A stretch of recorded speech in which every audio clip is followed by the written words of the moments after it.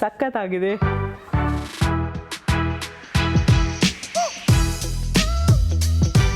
CXXO is not just about capital, but what it has unlocked personally for me is, this amazing community of women founders who are building comfort in that peer-to-peer learning, where you can learn from those who've already been on the journey before you. At the same time, it's also very gratifying that even I can contribute at some level. There are ways for us to also pay it forward to them and, help them out with some problems that we've already solved. Hi, I'm Diksha. I'm the co-founder of Samosa Party. We are India's largest QSR on samosas, based in Bangalore and now present in 5 cities. QSR is a quick service restaurant. We are now present both online and offline in 50 locations across India. We serve close to a few lakh customers every month. We serve freshly fried samosas for every order so that the experience that our customers get is really delightful, hot and crispy. As it is, we're a snacking country and we're always looking to snack. Fried food is always the favorite, and what better than samosa? Anywhere that you go, not just in India, even on my travels internationally, right? I've always found a samosa even if I'm not looking for it. The idea was very simple when we started out with Samosa Party, that we will build a very affordable mass premium brand which gives you the same quality which is at par with international products and international QSR brands, but at the same time it's very affordable. So that's where we figured that samosa was really the right candidate, and it was also very ripe for disruption and innovation, because we've all grown up eating samosas, we've seen it around us everywhere, but it hasn't been disrupted. We are still getting the same really bad experience, right? There are 2 types of samosa experiences. Either you go to a halwai and you get a samosa where the product is good but the experience is compromised because it's unhygienic, it's probably been fried in batch and left aside, there's bacterial growth happening in that food, but you still ignore and you eat it because the food's tasty, right? The other end of the spectrum is cafes, where you get the right ambience, you get the hygiene, but the samosas are pre-fried and kept in a chiller, and then you get it outside of a microwave, which is really soggy.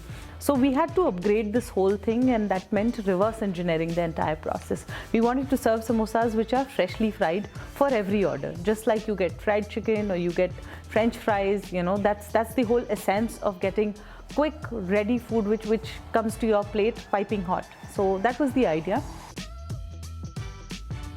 So innovation is a big part of who we are, and a great qualitative F&B brand can only be built if we are constantly innovating, if we are constantly delighting our customers. We figured a 3-step formula for this, right? There's being brilliant at basics. Number 2, always branded. So anything that we do has to go with the brand. It's very easy in the food space to actually get digressed and lose your focus and you start selling anything and everything. But we've always been very focused on our core product, which is samosas and samosa products. So number 2 is the brand and its experience. And number 3, we are constantly working on surprising and delighting. So every time we have customers who now wait for the bucket of the month to come out on every 1st, right? So these 3 are the guiding principles that we use for our innovation, and it has served us well so far, and customers really love what we come up with every month.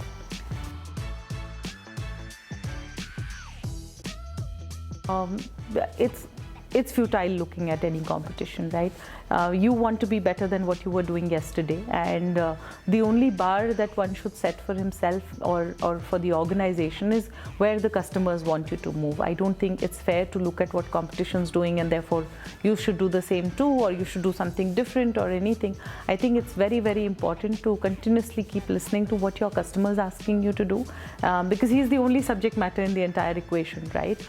Listen to them and sort of deliver what the customers are asking, and competition over the time is it's only a matter of it's just conversation. It's just distraction. A lot of people keep looking at competition all the time, and I think in the process you lose focus. So my mantra is that you don't want to lose focus by looking at somebody who you shouldn't be looking at.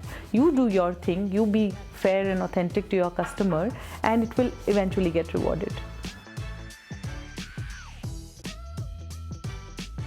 Entrepreneurs must be accountable. I think anything and everything you do, you're it's almost like being on show, right? It's very transparent. Your teams see what you do more than they hear what you say. So it's always important to make sure that you're walking the talk. You are the first person in office, and you are the first person, and especially in our business, it's a round-the-clock business, right? So we have to ensure that we are out there with our teams on ground. Otherwise, they lose focus. So accountability is a very, very important tenet of being an entrepreneur. And before you place any accountability on the teams, self-accountability is the most important part. There is a huge opportunity for QSR brands to come up at this point in time, homegrown brands, because there is already a distribution built out.